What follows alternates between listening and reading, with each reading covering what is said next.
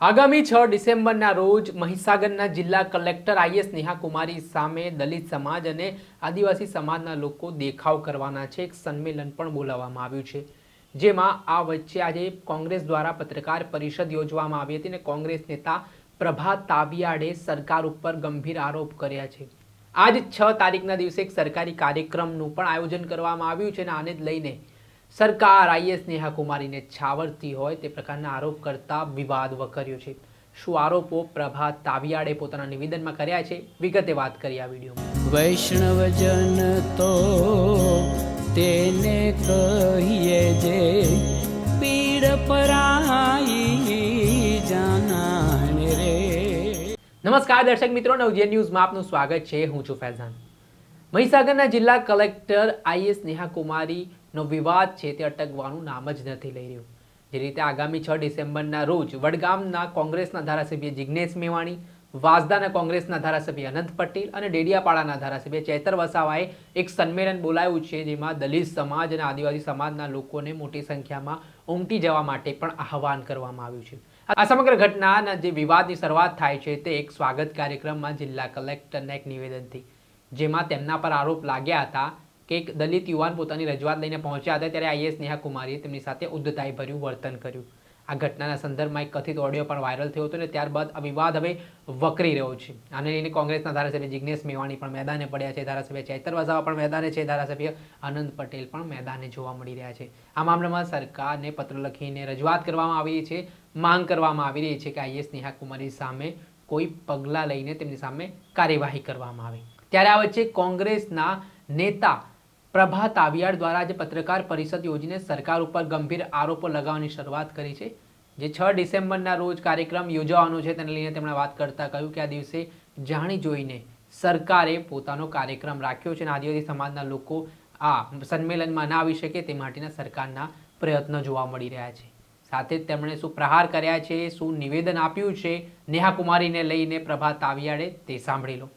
કે મામલતદારને મળી એટલે મારા આ બેન એટલા ઘમંડી અને બેશરમ છે કે લાજવાના બદલે ગાજી રહ્યા છે. અને એ 75 લાખ રૂપિયાના ખર્ચે જ્યારે અમે 6મી તારીખે આ આંદોલન, કેમ કે એમને એફઆઈઆર કરી નથી, અમે ગઈ 30 તારીખે ડીએસપીને વાત કરી હતી, એમને એફઆઈઆર કરી નથી, સરકારે કોઈ એક્શન નથી લીધી, એટલે અમે 6મી તારીખનો પ્રોગ્રામ આપ્યો. તો અમે મીટિંગ કરવાના છીએ. તો આ કલેક્ટર 75 લાખ રૂપિયાના સરકારી ખર્ચે મંત્રી શ્રી કુબેરભાઈ ડિંડોળ અને ભાજપવાળાને લઈને એ અમારો પ્રોગ્રામના દિવસે જ સરકારી પ્રોગ્રામ કરી રહ્યા છે. જે પ્રોગ્રામ માનગઢમાં થવાનો હતો આદિવાસી ઉત્થાનનો, એ પ્રોગ્રામ અહીંયા કરી રહ્યા છે.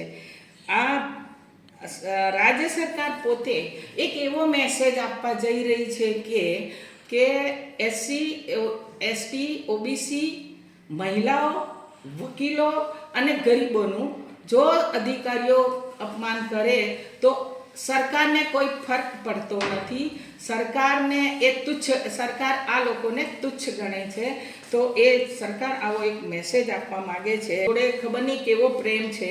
તો અમદાવાદમાં આ બેન જ્યારે ડેપ્યુટી કમિશનર પદે હતા ત્યારે માલધારી સમાજની બહેનો ત્યાં રજૂઆત કરવા ગઈ. તો આ નેહા કુમારી બહેન એ દંડો લઈને આ બહેનો પાછળ પડ્યા, વાયરલ થયેલો છે. એટલે આ શબ્દો એમના સ્વભાવમાં છે એવું અમે ગણીએ છીએ. અને આ રીતે એ ધૂતકારવાનું અને અશ્લીલતાના શબ્દો ખૂબ વાપરે છે. આના વિરુદ્ધમાં જ્યારે દલિત આદિવાસી અને એ સંમેલન અમે કરવા જઈ રહ્યા છે 6મી ડિસેમ્બરે, ત્યારે એમને સરકારનો પણ પૂરો સાથ રહીને આ કુબેરભાઈ ડિંડોર એક આદિવાસી હોવા છતાં મંત્રીશ્રી અને ભાજપના નેતાઓ આ નેહા કુમારી કલેક્ટરને છાવરે છે. અમારે એવું કહેવું છે કે જો મોદી શબ્દ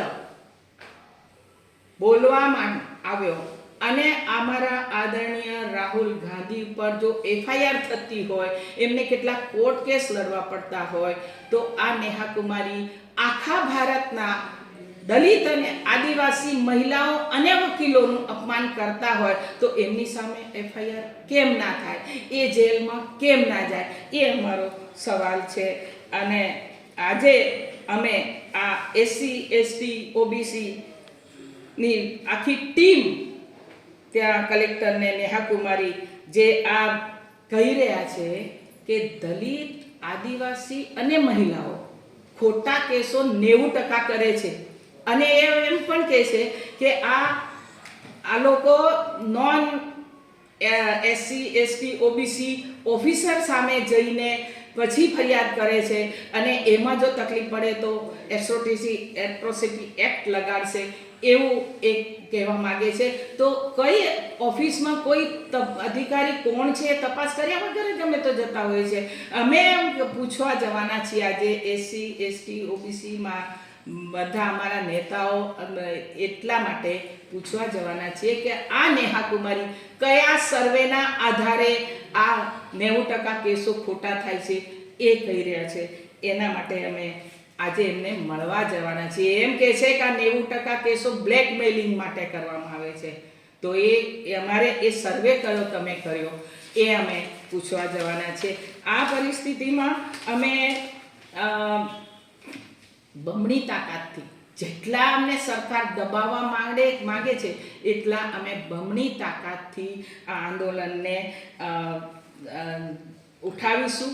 અને નેહાકુમારીની સામે જ્યાં સુધી FIR ના થાય, એમને સસ્પેન્ડ ના કરવામાં આવે ત્યાં સુધી અમે જપીશું નહીં.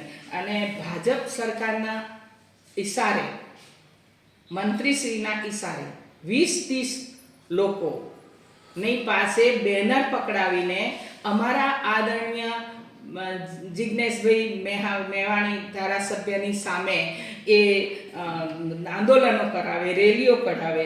ત્યારે અમે એટલું કહીએ કે એનાથી અમને કોઈ ફરક પડતો નથી અને અમે એને બમણા વેગથી એ આંદોલન ચલાવીશું.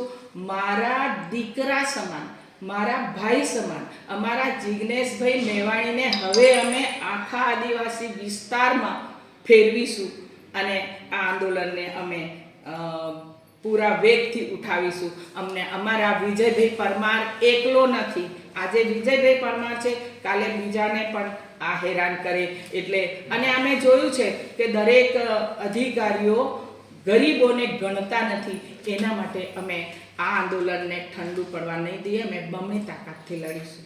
હતા કોંગ્રેસ નેતા પ્રભાત આવિયાર. તેમનું કહેવું છે કે આદિવાસી સમાજથી જ આવતા શિક્ષણ મંત્રી કુબેર ડિંડોર ત્યાં કાર્યક્રમમાં જવાના છે અને સરકાર આ ઘટના પરથી એવું સ્પષ્ટ લાગે છે કે છાવરી રહી હોય તે પ્રકારના આરોપો પ્રભાત આવિયારના સ્પષ્ટ સામે આવી રહ્યા છે. એટલું નહીં, તેમણે કહ્યું કે આ મામલાને લઈને તેઓ સાંખે લેશે નહીં.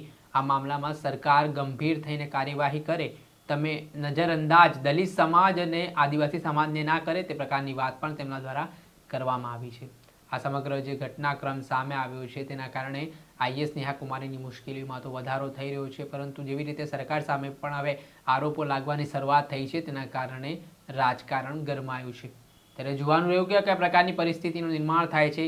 આગામી જે 6 તારીખને લઈને પ્રભાત આવિયાર દ્વારા જે કાર્યક્રમને લઈને જે આરોપો સરકાર ઉપર લગાવ્યા છે તે મામલામાં સરકાર પોતાનું સ્ટેન્ડ કેવી રીતે ક્લિયર કરે છે. દર્શક મિત્રો, નવજીવન ન્યૂઝને આપ લાઈક કરી લો, સબસ્ક્રાઇબ કરી લો અને શેર કરવાનું ભૂલતા નહીં. વૈષ્ણવજન તો તેને કહીએ જે પીડ પરાઈ જાનાને રે.